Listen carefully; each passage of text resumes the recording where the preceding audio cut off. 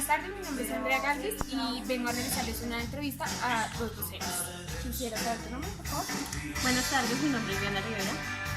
¿Y tu nombre cuál es? Buenas tardes, mi nombre es Darwin Hernández. Bueno, quisiera que me respondieran unas preguntas y pues que fueran muy puntuales y concretas. La primera sería pues, ¿ustedes por qué eligieron la profesión docente y no otra? Bueno, en mi caso soy docente porque en el colegio tuve muy buenos docentes cuando yo estaba en formación y soy docente de matemáticas. El profesor que me dio la formación en matemáticas me enseñó como el amor de esa materia. Siempre se me facilitó explicarle a los compañeros, entonces por eso decidí coger este camino. ¿Y tú? Bueno, pues yo inicié mi proceso cuando inicié filosofía eclesial en el Seminario Mayor de Bogotá. Luego de haber acabado la filosofía, pensé que era importante y era pertinente trabajar en educación porque sentía la necesidad de servir de la manera más humana. Por ende, mis profesores del colegio, tuve un excelente maestro de ciencias sociales en mi bachillerato, entonces decidí tomar la opción de formar estudiantes a través de las ciencias sociales para volver la educación más humanizante. Y bueno, ¿qué es lo que más te motiva a desempeñarse en esta labor docente? Bueno, en el trayecto que he llevado de tener estudiantes en el sector privado y en el sector público, el hecho de trabajar con el sector público, uno nota la vulnerabilidad que tienen los estudiantes. Entonces esa es mi motivación, tratar de ayudarles a mejorar de alguna manera ese momento de vida que tienen en el colegio y ese contexto en el que ellos se mueven. Bueno, yo pienso que lo que más me motiva a mí a formar a mis estudiantes es acompañar sus procesos de aprendizaje a través de la experiencia y la apropiación de los conocimientos a la vida, ¿sí? Porque no hay cosa más interesante que el estudiante conozca, aprenda y lo ponga en práctica en su vida cotidiana. Si bien es cierto, yo siempre he pensado que en la educación no solo se tienen que impartir conocimientos y que el estudiante todo es memorístico, ¿sí? El estudiante debe hacer aprehensiones de conocimiento y tratarlo de experimentar y vivirlo, vivenciarlo. Eso es lo que busco. Mi experiencia con el colegio privado he tratado de hacer eso. Entonces, por eso me he apoyado en proyectos de investigación, proyectos de Naciones Unidas, seminarios, simposios, para que el estudiante también se foguee a nivel conceptual, pero a nivel práctico y teórico, que comprenda que la sociedad no se rige en cuatro paredes, un profesor que no se sabe si en realidad tiene el conocimiento que está impartiendo o si por el contrario lo está haciendo de un libro, sino que el profesor también es el que está acompañando un proceso que el estudiante va a aprender afuera. Bueno, ¿has trabajado en el sector público o privado y cómo ha sido tu experiencia? Ok, yo inicié mi proceso de trabajo de labor docente en el sector privado y luego pasé al sector público. La experiencia en ambos lados fue muy fructífera. Debo decir que a diferencia del sector público, el sector privado cuenta con muchos más recursos y los estudiantes que tiene el colegio privado, por decirlo de alguna manera, tienen ciertas características y condiciones que de pronto en el sector público uno no puede encontrar fácilmente. Desafortunadamente, en el sector privado es más fácil poderle decir a un estudiante no tiene cupo que lo que uno podría hacer en el sector público. Entonces, esa ha sido como la experiencia. Sin embargo, el agradecimiento de los estudiantes del sector público siempre es muy gratificante. Ellos están muy prestos a hacer, a trabajar, a colaborar. Es lo que podría decir. ¿Me volvés a repetir la pregunta, por favor? ¿Has trabajado en el sector público y privado y pues cómo ha sido tu experiencia? Bueno, yo inicié trabajando y he trabajado en los dos contextos. Trabajo en colegio público, donde comparto lo que dice Diana, en torno a cómo el estudiante se transforma, cómo el profesor tiene que exigirse un poco más para los muchachos y tratar de dar lo que más pueda y que los estudiantes son más agradecidos. En el sector privado lo tenemos todo. Yo trabajo en el colegio Vinimos San Juan de Dios y tenemos absolutamente todo, tenemos todo lo que necesita el maestro, lo tenemos. Pero lastimosamente los estudiantes no son agradecidos, los estudiantes no les importa aprender más allá, sino que uno tiene que estar ahí, si no está ahí no van a aprender. Entonces esos han sido los dos contextos, aparte que si vamos a hablar de un colegio público, en el colegio público hay estudiantes que van netamente por el refrigerio, ¿sí? Y eso lo evidenciamos, lo hemos evidenciado, o refrigerio o el almuerzo, pero por aprender no, el aprendizaje es algo que pasa, ¿sí?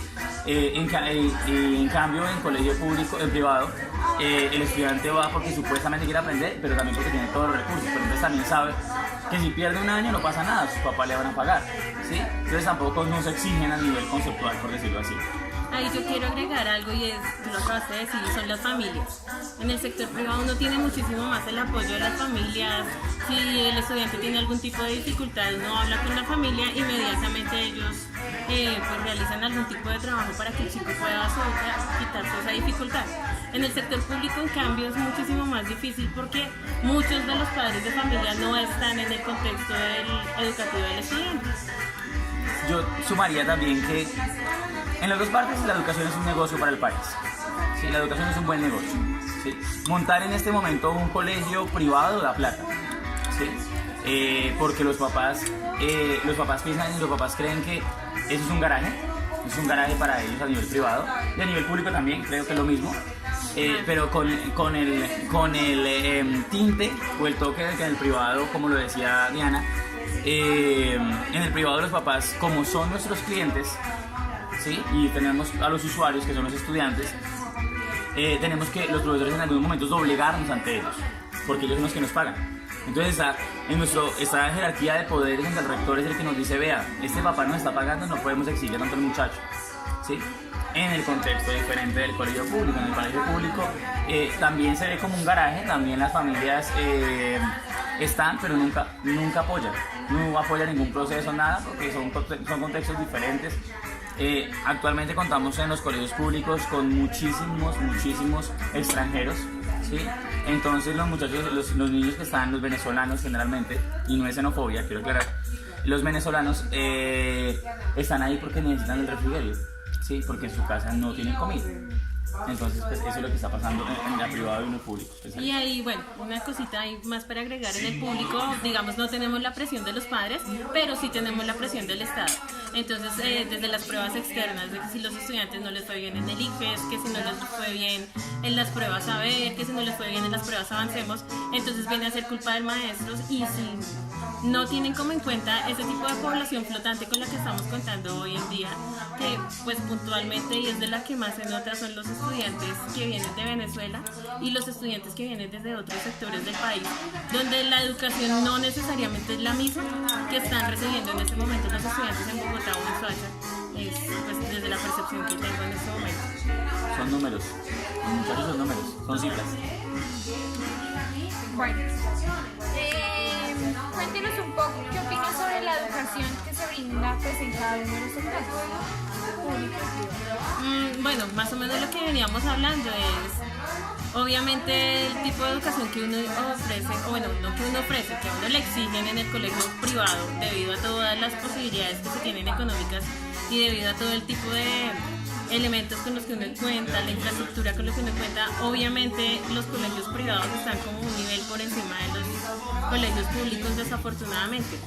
Debería ser al contrario, la educación pública debería tener muchísimos mejores resultados debido a que pues son del Estado, pero desafortunadamente no contamos con todos los elementos que deberíamos tener.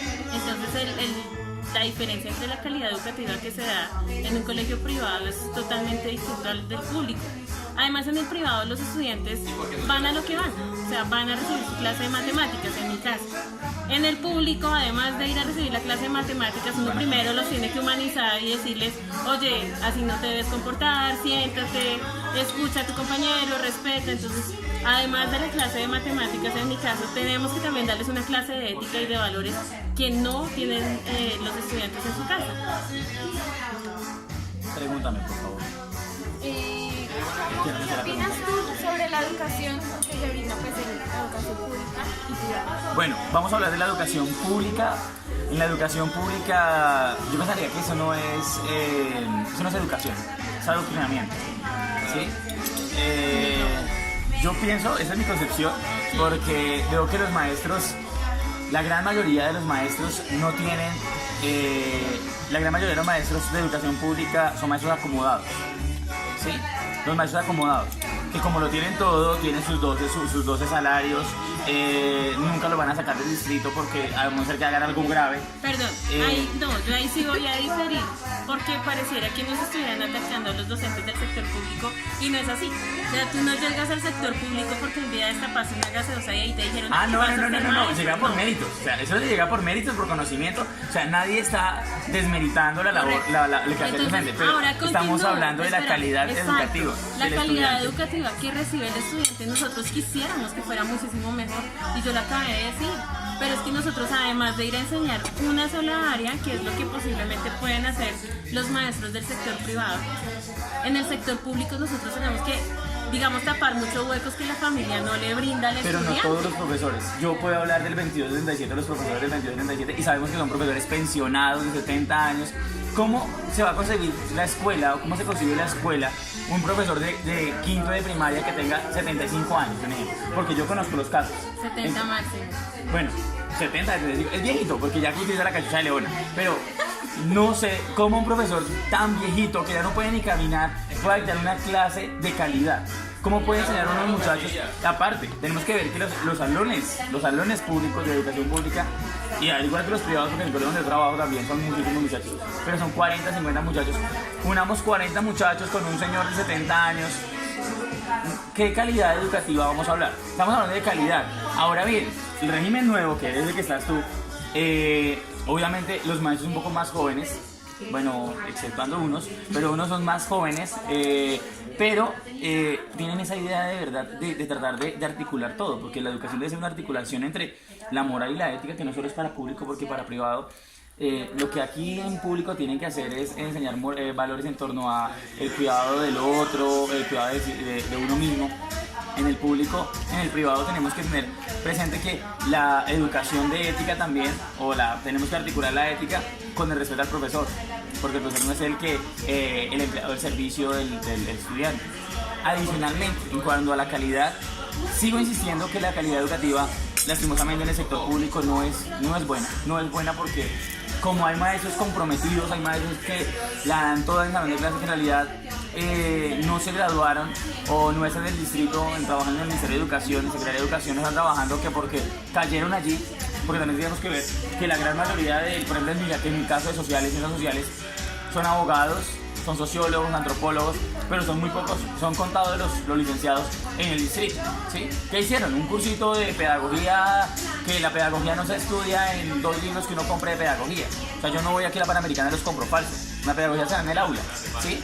Y uno no se mata 5 años estudiando pedagogía y sigamos haciendo especializaciones y maestrías en educación, ¿sí? Entonces, la calidad educativa en el público, lastimosamente, son más profesores los que a veces se amañan en un lugar y se quedan con las mismas guías de todos los años trabajando, porque sabe que los mismos cursos se lo van a dar que dar una formación. A diferencia del colegio privado, que si bien es cierto, el colegio privado, la calidad educativa del colegio privado tampoco es que sea buena, ¿sí? No es una educación así de calidad. Nosotros nos acompañamos en un proceso cuando trabajábamos hace muchos años antes de que haya la membrana, y somos conscientes que en la educación privada a veces los colegios son más nombre, tanto las mallas curriculares como todos los pensos académicos no varían, sino que los colegios tratan de competir entre ellos por el nombre, ¿sí? Es como un colegio ya es bilingüe, entonces el otro lo vamos a volver bilingüe, ¿sí? Pero en realidad, ¿dónde está la calidad educativa? En el compromiso del maestro. ¿Qué tiene el colegio privado a nivel de calidad? El colegio, no me mira así, a nivel de calidad, que las coordinaciones y desde la rectoría, como están prestando un servicio educativo, obviamente están ahí, siempre están constantes, siempre están exigiendo. Es un poco más exigencia porque como en el público les exige el Ministerio de Educación, en el privado toca dar rendimiento, y toca rendimiento de porcentajes de que el muchacho le haya ido bien en el ICFES, si no le va bien, pasamos a hacer un régimen controlado, nos comienza el DILE a hacer seguimientos, auditorías, porque no podemos bajar el nivel académico, porque recordemos que a medida que el colegio privado va teniendo buenos resultados en el ICFES, puede subir sus costos de matrículas y de pensiones, ¿sí? Entonces pues el colegio privado siempre va a velar porque suban los estándares de calidad. Ahí sí quiero hacer una claridad, y es: no podemos estigmatizar a todos los maestros 2277 ni tampoco favorecer a todos los maestros 1278, porque aun cuando existen 2 decretos diferentes, existen maestros de edades avanzadas en cualquiera de los 2 decretos. Es decir, tenemos compañeros 1278 con más de 40 o 50 años que también están en el aula y aun cuando hacen parte del nuevo decreto, no necesariamente tienen una nueva pedagogía.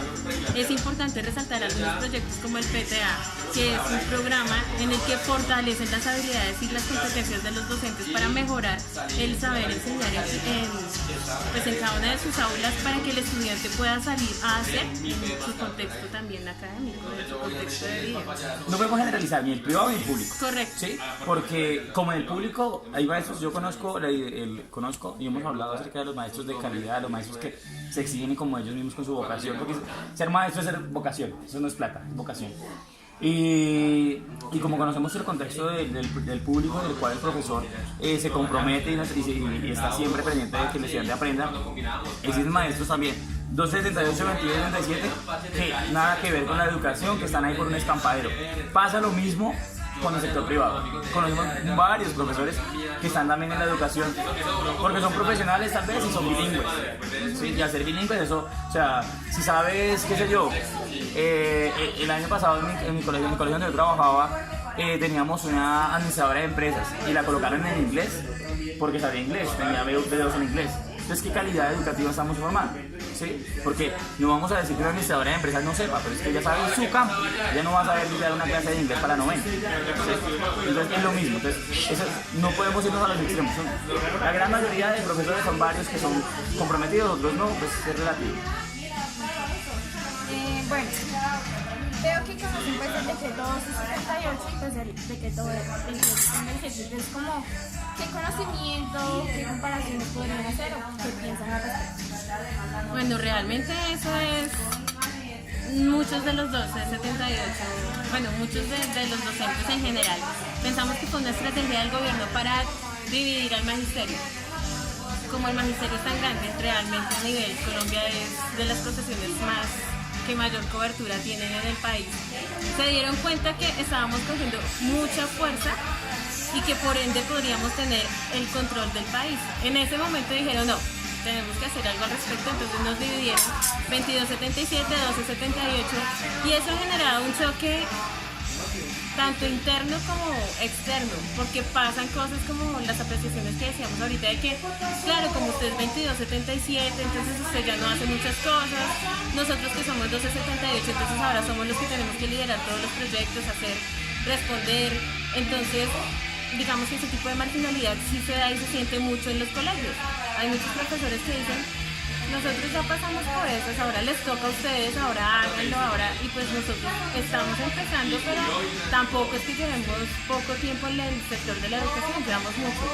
Obviamente en cuanto a salarios, en cuanto a pensión, de los 1268 somos los perjudicados. Antes los profesores 2277 se podían pensionar y seguir trabajando y entonces recibían la pensión y recibían el salario y no había ningún tipo de problema. Ahorita ya bajo el régimen 1278 no nos permiten eso y la pensión se da con el 65% del promedio de los 10 últimos años, entonces tampoco es que salgamos con un buen sueldo cuando nos pensionemos. Y si nos pensionamos entonces debemos tomar eso o seguir trabajando, pero no podemos tener las dos porque no son compatibles, o sea, no podemos pensionarnos y seguir trabajando recibiendo sueldo, no. O trabajamos o nos pensionamos, pero no las dos. Entonces hay muchos casos en los que, por ejemplo, yo cumplo la cantidad de semanas y las cotizo, pero todavía no tengo la edad. Si yo dejo de trabajar en ese momento, el sueldo que voy a terminar recibiendo por mi pensión va a ser menos del salario mínimo que haya para ese entonces. Entonces, ¿cuál es la opción que nos toca? Seguir trabajando hasta que no cumplamos la edad para pensionarnos como tal, como para tratar de tener un buen salario al momento de pensionarnos. Esa es una de las cosas que más ha diferenciado a los 2277 de los 1278. Bueno, es que debe preguntarle a ella y luego le pregunto porque no se le olvida, porque como ella no habla mucho, entonces se le olvida la pregunta. Bueno, entonces te repito la pregunta. Como veo que conoces el decreto 2277 y 1278, entonces como qué comparaciones o qué piensas al respecto. Bueno, de los decretos a nivel privado, yo voy a hablar, puedo conocer de los decretos, pero yo puedo hablar a nivel privado eso no existe. Sí, no existe. En los colegios privados, lastimosamente, es la cara bonita de la profe, la lambonería de la profe o del profesor, y así es el pago. ¿Sí? son contados los colegios que en realidad tienen en cuenta el decreto. Es que ninguno lo tiene, creería yo. Nosotros trabajamos en un colegio en el cual pasaba eso. ¿Sí? Podría durar mucho tiempo y si fuera licenciado o no licenciado le iban subiendo un poquito, pero uno no estaba ganando ni siquiera el escalafón. ¿Sí? El escalafón docente no lo pagan en los colegios privados, en la gran mayoría son contados los que pagan, generalmente son los del norte. ¿Por qué no se concibe? Porque no es rentable. ¿Sí? No es rentable pagarle a un profesor, qué sé yo, escalafón 7 que sea licenciado 1.600.000, creería que está más o menos 1.600.000. Y un colegio que cobre de pensión a cada estudiante 200.000 pesos, pues no es nada. Entonces, al profesor en el colegio privado le pagan con base a los ingresos que tenga la institución y ahí tienen internamente una escala salarial que no importa si tiene escalafón 12, 10, que régimen antiguo, régimen no. Le pagan a medida también de años y de la parte que está detrás del coordinador, de la rectora o del rector apoyando cosas, le suben y si no, pues no. Del 1278 también debo decir que, bueno, eso es cierto lo que dice aquí mi compañero frente al tipo de digamos de pago. Nosotros sí estamos, digamos que bien pagos, bien remunerados. Pero ni tanto. No, en el público no está bien remunerado tampoco, porque es más lo que se sacrifica uno, más lo que trabaja, más lo que en realidad lo que paguen. O sea, comparemos una persona que trabaje con el Estado, un contador, por ejemplo, un abogado que trabaje con el Ministerio de Defensa, a un profesor, están ganando una miserable al profesor. ¿Cuántos estudios un profesor con, qué sé yo, con doctorado en el colegio público, no sé si puedo estar mintiendo, un profesor con colegio público 278, 277, máximo está ganando con doctorado 5 millones? Con doctorado. Es que hacia allá iba, pero pues, no me dejó terminar la idea. Qué pena. Que estamos bien remunerados en el sentido de que si logramos pasar las pruebas de escalafón, las pruebas de ascenso, las pruebas, porque todo el tiempo nos están evaluando, ¿no? Ya no es como antes que, no, yo acabo de hacer mi maestría, entrego documentación y inmediatamente me suben el sueldo, no. Ahora nosotros tenemos que hacer un proceso de ascenso, que es otro concurso, y si lo pasas entonces bien, y si no entonces te quedas en el lugar en el que estés, tengas la formación que tengas.